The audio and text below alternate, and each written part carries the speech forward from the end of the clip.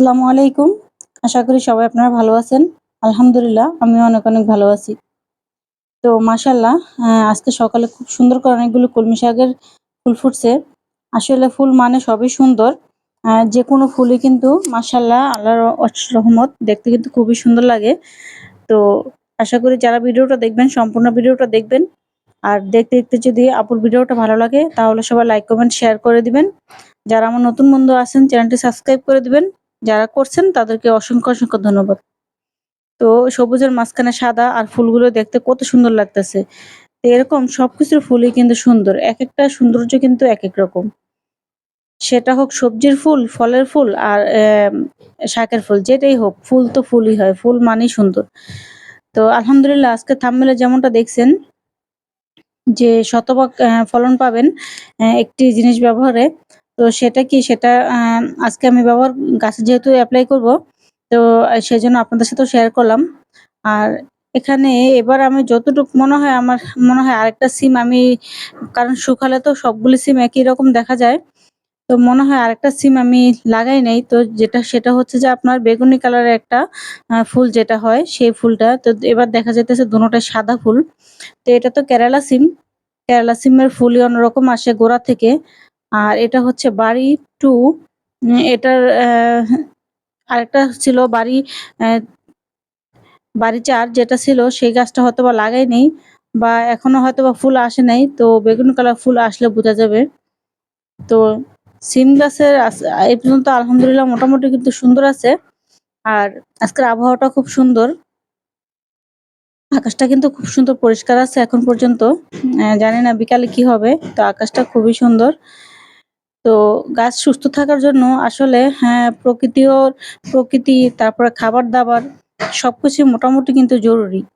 আসলে কোনোটা থেকে যদি কোনোটা কম হয় তাহলে কিন্তু আসলে অ্যাম আমাদের যেই শ্রমগুলা আমরা দেই তো সবসময় কিন্তু কাজে লাগে না। যেমন বৃষ্টির কয়েকদিন কারণে ছোট চারা গাছ, তার মধ্যে একটা হচ্ছে টমেটো চারা। সে টমেটো চারা কিন্তু প্রায় ২-১ টা মরে গেছে। আর এমন যেগুলা বড় গাছ আছে সেগুলো কিন্তু আল্লাহর রহমতে তেমন কোনো ক্ষতি হয়নি। সেই গাছগুলো কিন্তু মোটামুটি এখন কিন্তু খুবই সুন্দর আছে। তো যার কারণে দেখা যায় যে আবহাওয়ার উপর আমাদেরকে আসলে সবসময় নির্ভর করে থাকতে হয়। আর এই তো এখানে গাছে ১ম একটি করলা ধরছে। তো জানি না এটা কেমন কি হবে যেহেতু এখন গরমের সিজন না। তো এখন করলা আসলে একটু কমই পাওয়া যায়। তো সেক্ষেত্রে গাছ যদি একটু বেশি থাকে তাহলে দেখা যায় যে আপনার যেকোনো কিছুই একটা থেকে ফলন না পেলেও কিন্তু আরেকটা থেকে ফলন পাবেন। তো যাই হোক চলুন কি সেই জিনিস সেটা আপনাদের সাথে শেয়ার করি। তো সেটা হচ্ছে যে আপনার এই যে এপসম সল্ট। তো এপসম সল্ট নিয়ে আমার কিন্তু আরো কয়েকটা ভিডিও আছে। যারা দেখতে চান দেখে আসতে পারেন। আর এখানে এপসম সল্টটা দেখেন দেখতে কত সুন্দর লাগে। একেবারে মোটা রোয়ার মতো চিনির রোয়ার মতো মোটা চিনির রোয়া যেটা সেটার মতো দেখতে কিন্তু খুবই সুন্দর লাগে। আর আরেকটা পাওয়া যায় একেবারে চিকুন। তো একেবারে চিকুনটার থেকে কিন্তু এইটা কিন্তু খুব একটু ভালো গাছে কাজ করে। অ্যা এপসম সল্ট বললেই হবে। যেকোনো গাছের দোকানে বা নার্সারিতে বা যেখানে গাছের ওষুধ বা বীজ বিক্রি করে সেভাবে তো সব জায়গায় কিন্তু এটা কিন্তু পাওয়া যায়। ম্যাগনেসিয়াম সালফেট নামে পরিচিত বা এপসম সল্ট যদি বলেন তাহলে কিন্তু দোকানদাররা চিনবে। আর যখন এটা নিবেন তখন বলবেন যে যেটা মোটা রোয়া সেটা আমরা নিবো তাহলে কিন্তু ওনারা কিন্তু সেটাই দিবে। তো এই তো এটা আপনারা চাইলে পানির মধ্যে গুলেও স্প্রে করতে পারেন গাছে। আবার সরাসরিও গাছে দিতে পারেন। আবার পানির মধ্যে গুলে কিন্তু গাছে দিতে পারেন। তো আমি আজকে কিন্তু গাছের গোড়ায় সরাসরি গুলে দিব। তো সেটা হচ্ছে এখানে ১ লিটারের মতো পানি আছে। তো তার মধ্যে এখানে আমি ১ চামচের মতো দিব। যেহেতু চামচটা আমার একটু ছোট সেহেতু আরেকটু পরিমাণে দিয়ে দেব। তো এখানে ১ চামচের মতো দিয়ে ৪ চামচে ১ লিটারের মধ্যে কিন্তু ১ চামচই দিতে হবে। এর চাইতে বেশি কিন্তু দেওয়া যাবে না। কারণ দিলে তখন দেখা যায় গাছের একটু ক্ষতি হতে পারে। তো সেক্ষেত্রে এই পানিটা কিন্তু খুব সুন্দর করে একবারে নেড়ে ভালো করে কিন্তু মিশিয়ে নিতে হবে। যাতে করে এই যে এপসম সল্টের রোয়াগুলি একেবারে পানির সাথে মিশে যায়। তো পানিটা সম্পূর্ণ ভালোভাবে মিশিয়ে নিবেন। মিশিয়ে নেওয়ার পরে যারা স্প্রে করে দিতে চান তারা স্প্রে বোতলে দিয়ে গাছে কিন্তু স্প্রে করে দিবেন সুন্দরভাবে। তো আমি কিন্তু কিছুদিন আগেও গাছে স্প্রে করে দিছি। তো আজকে আর স্প্রে করে দিব না। আজকে কিন্তু গাছে দিব। আর এটা কিন্তু দিবেন গাছে ফুল ফল যখন আসে বা আসার সময় হয় তখন কিন্তু অবশ্যই গাছে এটা মাসে ২ বার করে গাছে দিয়ে দিবেন। ১৫ দিন পর, পর কিন্তু এটা কিন্তু গাছে এপ্লাই করা যায়। এভাবে করে গাছে দিয়ে দেব। যেহেতু আমার গাছের গোড়া মাটি ভিজা আছে, যেহেতু আমি অনেক বেশি দিব না। তখন দেখা যাবে যে বেশি দিলে আবার পানিটা নিচে দিয়ে পড়ে যাবে। তো সেজন্য আমি ২ টা গাছে অল্প, অল্প করে কিন্তু দিয়ে দিলাম। আর যেহেতু আমার বেশিরভাগ গাছের গোড়ায় মাটি ভিজা, কারণ গতকালকেও একটু বৃষ্টি হয়েছে। তো যার কারণে আমি এখন গাছের গোড়ায় কিন্তু আমি এমনি যেটা শুকনা আছে সেটা কিন্তু আমি এমনিতেই গাছের গোড়ায় দিয়ে দেব। তো আমি ৩ রকমের আপনাদেরকে বলে দিলাম। আপনাদের যেভাবে সুবিধা হয় সেভাবে আপনারা দিয়ে দিবেন। স্প্রে করে দিলেও কিন্তু গাছের পাতা কিন্তু খুব সুন্দর থাকে। সেখান থেকে কিন্তু গাছ কিন্তু খুব সুন্দর করে কিন্তু গ্রহণ করতে পারে। আর এই যে এপসম সল্ট দেওয়ার কারণে আমার আলহামদুলিল্লাহ আমি কিন্তু বেগুন গাছ থেকে কিন্তু মোটামুটি খুব ভালোই একটা ফলন পাইতেছি। তো এখনো গাছে কিন্তু বেগুন আছে, ফুল আছে বা এখনো বেগুন আসতেছে এরকম। তো এই গাছ টবটার মধ্যেও আমি যেহেতু আমার এটা প্রায় ১২ ইঞ্চি টব, তো সেখানেও আমি প্রায় ১ চামচের মতো কিন্তু এখানে আমার ২ টা গাছ আছে। ১ চামচের মতো আমি এই যে দিয়ে দিলাম। দিয়ে এখন মাটিটা একটু খুঁড়ে দেব।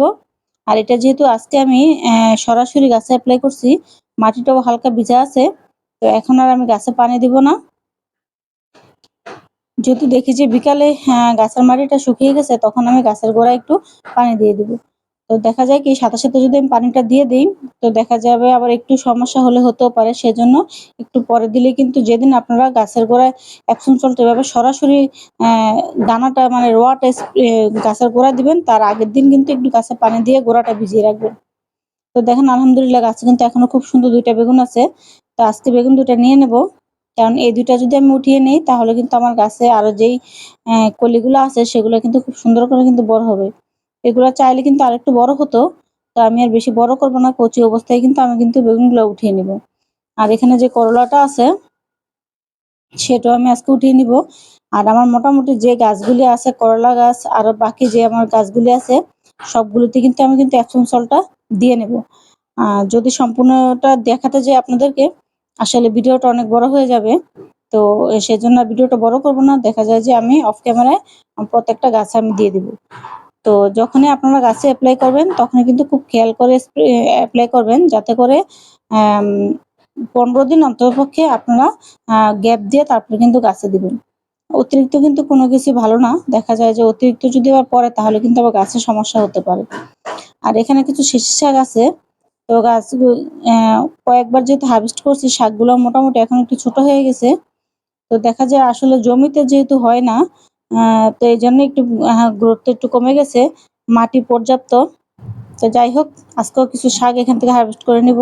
হারভেস্ট করে নেওয়ার পরে দেখা যাবে যে এখানে কিন্তু আরো সুন্দর করে আবার কিন্তু ডালপালা বের হবে। এখানে যদি আরেকটা কাজ করা যায়, যদি এই শাকগুলি যদি আমি গোড়া থেকে যদি আরেকটু ছেঁটে দেই আগা থেকে, তাহলে কিন্তু গাছটাও খাটো হয়ে যাবে। আবার সুন্দর করে কিন্তু নতুন ডালপালা বের হবে।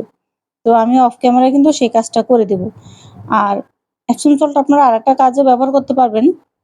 তো সেটা হচ্ছে যে আপনার একটা চারা গাছ যদি নতুন অবস্থায় লাগান, মানে একটা টব থেকে আরেকটা টবে হস্তান্তর করেন, তাহলে কিন্তু লাগানোর ১ দিন পরে গাছের চারিদিকে সামান্য পরিমাণে একটু এপসম সল্ট দিয়ে দিবেন। যাতে করে গাছের যে শিকড়টা একটু দুর্বল হয়ে যায়, অ্যা একটু নাড়াচাড়া করার ফলে তাহলে কিন্তু শিকড়টা কিন্তু খুব সুন্দর করে কিন্তু সেট হয়ে যাবে। তো একটু সাবধান হয়ে দিবেন তাহলেই হবে। তো এই তো আজকে আপনাদের সাথে শেয়ার করলাম। আর এরকম একেবারে কিচেন কম্পোস্ট দিয়ে বাগান করে মোটামুটি যতটুকু সফলতা পাই, আপনাদের সাথে কিন্তু সম্পূর্ণটাই আমি শেয়ার করি। তো জানি না কার কেমন লাগে বা কে কতটুকু উপকৃত হন। তো কমেন্টস করে জানাবেন যদি কেউ উপকৃত হন। আসলে এটাই হচ্ছে সার্থকতা যে আমার জিনিসটা দেখে কেউ একটু উপকৃত হলো বা আমিও কিন্তু অনেকের অনেক সময় ভিডিও দেখি। দেখি না যে তা না। আমিও কিন্তু তাদের থেকে অনেক কিছু জানি। জানার পরে দেখা যায় যখন আমি এটা থেকে উপকৃত হই তখন আপনাদের সাথেও শেয়ার করি। তো আলহামদুলিল্লাহ দেখতে পারতেছেন আমার সিম গাছগুলি মাশাআল্লাহ কিন্তু খুব সুন্দর আছে এখন পর্যন্ত। গাছে কোনো রোগ পোকা এখন আক্রমণ করে নাই। তো এরকম স্প্রে গাছে যদি করে রাখেন আপনি সবসময় আর পর্যাপ্ত পরিমাণে যদি আলো বাতাস পায় তাহলে কিন্তু গাছও সুস্থ থাকবে। গাছের মাটি যদি সুস্থ থাকে, গোড়া যদি সুস্থ থাকে গাছও কিন্তু উপর দিয়ে সুস্থ থাকবে। তো সেক্ষেত্রে সবসময় গাছের গোড়ার মাটি, গাছের শিকড় এগুলোর দিকে কিন্তু আমাদের খেয়াল করতে হয়। আর আজকের আকাশটা দেখেন কত সুন্দর লাগতেছে। একেবারে নীল, নীলের মধ্যে কিন্তু তুলার মতো কিন্তু মেঘগুলি ভাসতেছে। দেখতেও আলহামদুলিল্লাহ অনেকটা সুন্দর লাগতেছে। প্রকৃতি যখন যে রূপ হয় তখন কিন্তু সেটা কিন্তু দেখতে খুবই ভালো লাগে। তো এপসম সল্ট দেওয়ার ফলে গাছের কিন্তু খুব সুন্দর একটা রেজাল্ট পাওয়া যায়। আপনারা দেখলেই বুঝতে পারবেন। তো সবাই ভালো থাকুন, সুস্থ থাকুন। আল্লাহ হাফিজ।